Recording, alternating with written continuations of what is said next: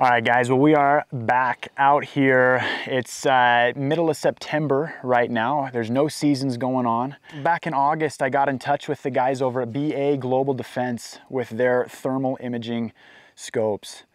We got the Lensor, which is on, I have a Daniel Defense 308 and AR-10 platform that scope is on.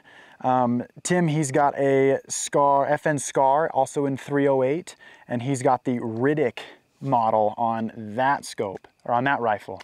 We're super excited to get out here and test them. As you can see, the sun's going down, and for the first time on our end, we're gonna shoot them at night and see how they perform. Well, what we did, and hopefully it works well enough for us tonight, we took our AR-500 steel plates. We have them out at 50, 100, and 200 yards for tonight's purposes.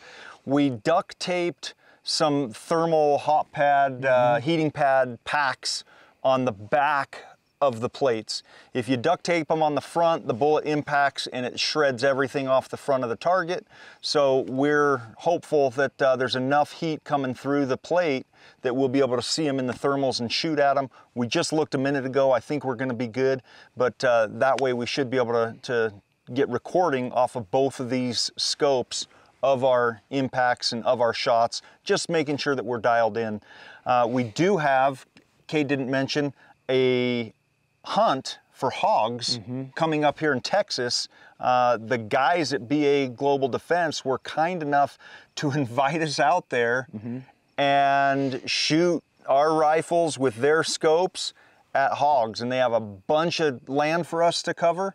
We're heading out next week, and so tonight is sort of the final test to make sure these things work okay. What are your thoughts? What do you think's gonna happen?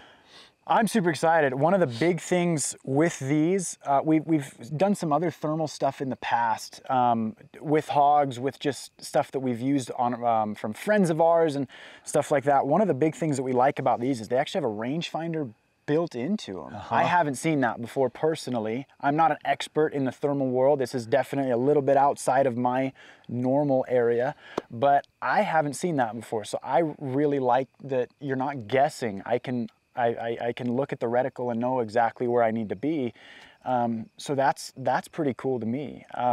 Totally. I mean, we've used them compared to the other thermals that we own and have used in the past. Look, I mean, just coming out, similar settings, just looking at cows and, you know, even people at night and stuff. And they seem to hold up against all of the other high-end stuff that we've got.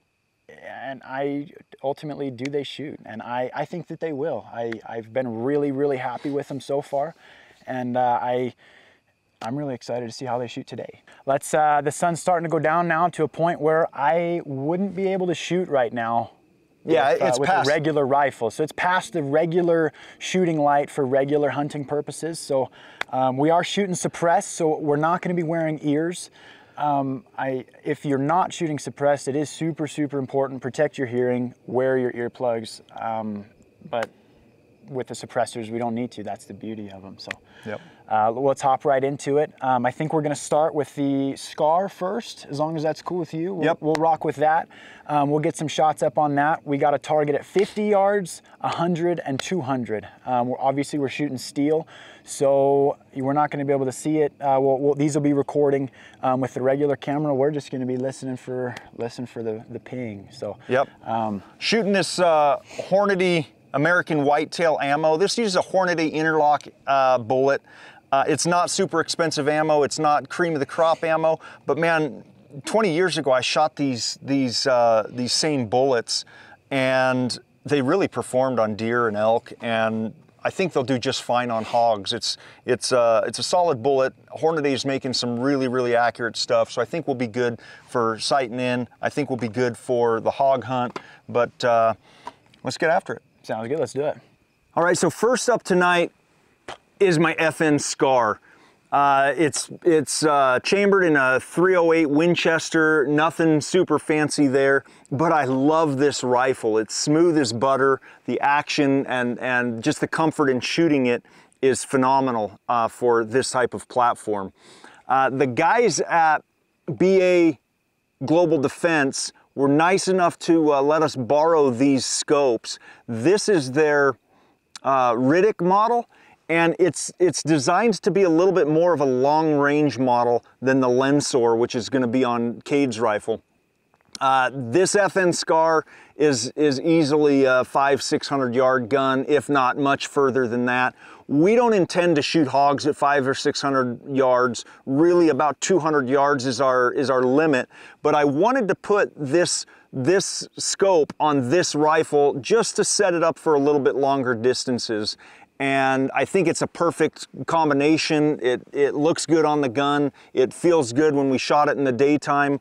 You know, so everything seems to be working appropriately. We just got to make sure we're dialed in tonight. But I think it's probably a little heavy for hog hunting, but just the weight, the total weight of the gun, and for this particular setup. But it's going to be fun to go out and shoot some hogs with this gun for sure. And maybe, who knows, we'll get some longer shots in out in Texas. I can't wait.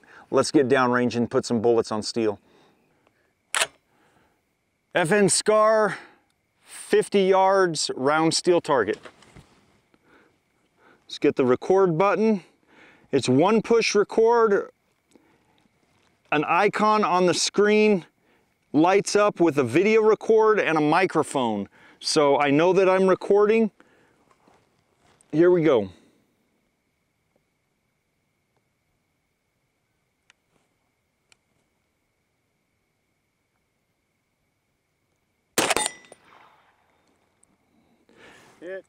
Okay, looks like dead center on that one. We're gonna move over to 100 yards now. This is the 100-yard silhouette target.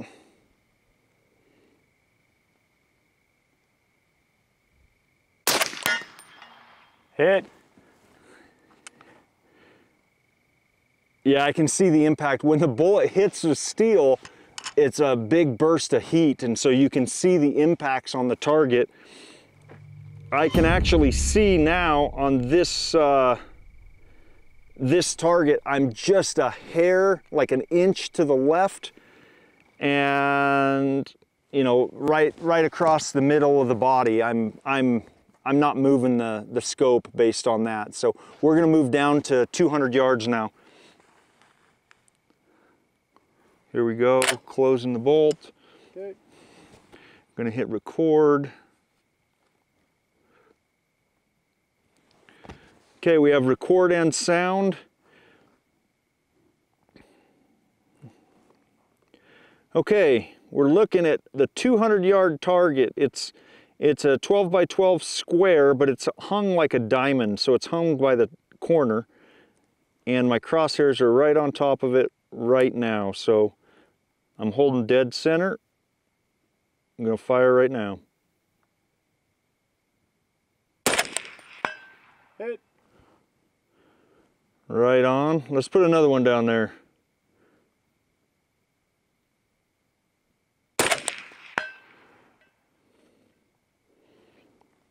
Right on. I can see it swinging. We know that we hit. We got hits at 50. We got hits at 100. And now we got some hits at 200. So let's walk down there and take a look at it and see how we did. So I'm going to be honest with you guys. Our hot pads, hand warmer deals taped to the back of the steel targets is just not working that well at all. And the steel is cold. It's cooled off here at night, and so it's just not shining very well in the thermals. 50-yard steel target here. One shot, hair low. That's probably normal for 50 yards. It's perfect for what we're doing. You know, a hog is going to easily be that size, so we're good to go at 50. Let's move over to 100. So I actually put two shots on. Here's one shot, and this is the second shot. The second shot went through the AR 500 steel, so I don't know if we got some weak steel, but both those shots are right where they need to be, right in the money on a hog, so we're all set at 100 yards. All right, now we're looking at our 200-yard target. 2 bullets, 1 and 2. I don't know, Cade. Whose target's better? Just saying. We got this is a Daniel Defense 308.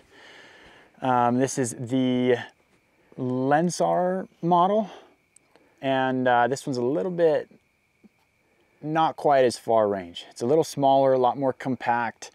I actually, in many ways, prefer this one, just in its size and feel and how it operates. But we're gonna start shooting at 50 is where we're gonna start, see where we can go from there. It's a little different shooting at night, but fingers crossed, hopefully all goes well.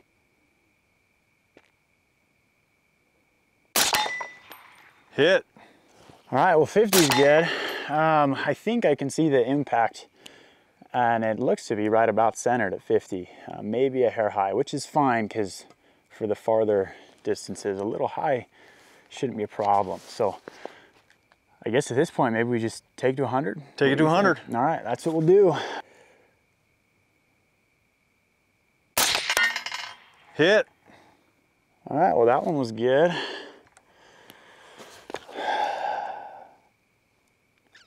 I guess maybe now we go to 200. Yeah. Where's your bullet impact at 100? I think it's like right centered. It's honestly, it's kind of tough to tell. We have to go up there to know for sure. But I think it's about perfect. Well, why don't you fire one at 200 and let's see if we get on steel there, and we can walk up and maybe show things with flashlights and see where your hits are. All right, let's do it. Hit. I'm gonna shoot one more. Do it.